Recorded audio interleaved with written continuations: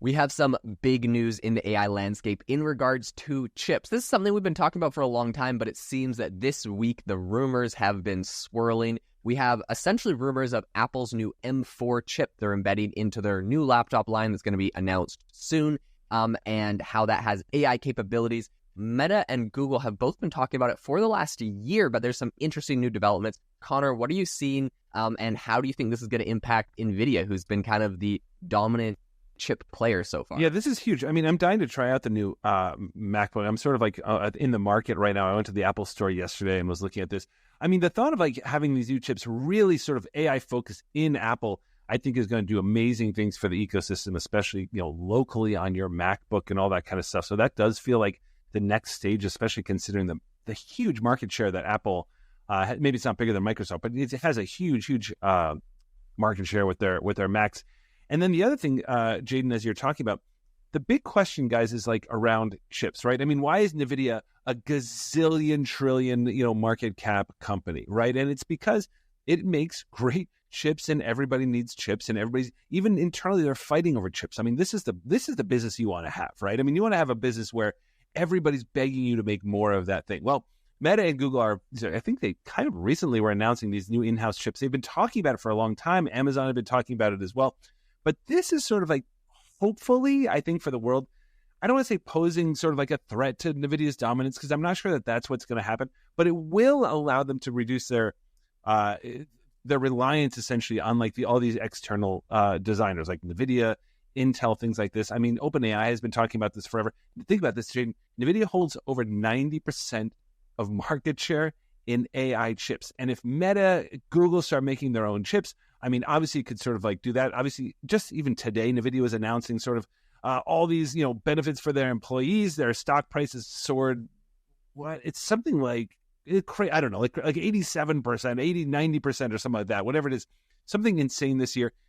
If Meta, Google, Amazon, OpenAI, if all these players can really robustly start making their own chips, which, by the way, don't have to be like these crazy top-of-the-line NVIDIA chips, but anything like that, and just start reducing the reliance on NVIDIA, I just feel like that's good for the planet, Yeah, 100%. I mean, competition's great. One caveat I will say is when all of these guys are talking about chips, like Meta, for example, you look at what their actual plans are, and it's like they hope to have their chip fabs up in like 4 to 8 years. And it's like, these things take a long time. It's not just like, oh my gosh, we designed an amazing chip. Okay, cool. Now go build like a gigafactory with like tons of top of the line equipment and all the people to fill it. Like, it is a huge ordeal to manufacture this. And that's where NVIDIA has a huge advantage, is they had, they had like the factory lines were hot pretty much coming off of the crypto whole boom or whatever, where everyone was buying GPUs for that. And then all of a sudden, as AI is taking off and crypto's kind of dumping, they just switched it over to the next like use case and just took off running. So that's really why NVIDIA can supply it. And it's in a weird way that I like hate to say, but it's like almost thanks to crypto and the crypto boom that we're having this AI boom right now, because I honestly wonder, without the crypto boom, we wouldn't have built out the manufacturing capabilities that we have today for a lot of these chips. So it's not like in any way it's the technologies related, but it's the underlying chips were necessary. So there's also some very interesting news out of Apple right now. Apparently last year, sales of their MacBooks dropped 27%. What? Really? Yeah, so not good news for Apple, and they're hoping to bring it back by really focusing on a new M4 chip. There's rumors, of course, and speculation on this. And anonymous sources over at Bloomberg are saying that they're planning to have this and have it specifically built for AI in mind and be able to actually run AI models right on the laptop. Right. Will you be getting one of the AI laptops from Apple? I mean, look, I got it. I have a 2019. It like gets hotter than a volcano, this thing. You know what I mean? Like, so I need one right now. But Jaden, they're so expensive. I mean, because I get the Pro. But the idea of having AI like running locally on your device, this is something that everybody is trying to crack. And if Apple can crack it, it just feels like it will be a different world than the whole like Microsoft AI button on the keyboard. Remember that? Like, use AI, which, sorry, it just drives me kind of crazy. But I do think that it sort of like points to the fact that AI chips are going to they're going to span the broad range of like what companies actually need. And I think it's sort of like driven by these big providers, by the Amazons, by the Microsofts, by the Googles, everybody else who have these giant cloud systems, and sort of like helping companies like really understand what they need. Like not everybody needs this giant NVIDIA top of the line. And if if Apple is all of a sudden building in an AI chip, it will be absolutely huge.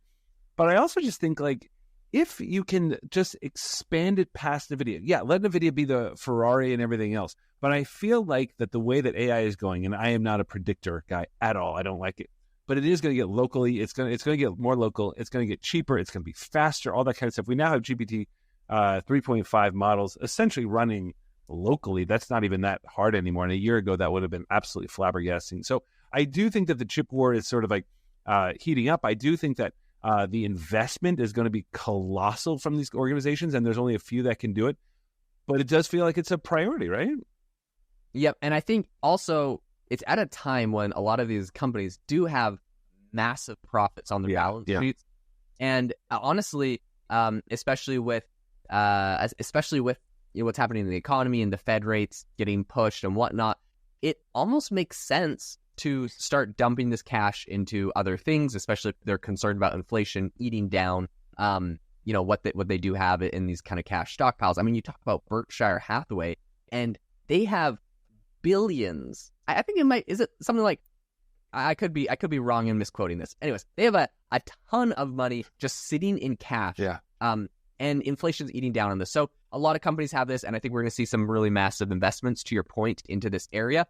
NVIDIA has been announcing, and even Intel's talking about it, but building chips to essentially run computers with localized AI models on them. And I think Apple does not want to miss out on this wave. They don't want to see a slide in their laptop sales. And I think if they can nail this, they'll definitely set themselves up as a winner and as a really pushing themselves to the forefront of this. This is like a big win for them because they're kind of the hardware people more so than the software.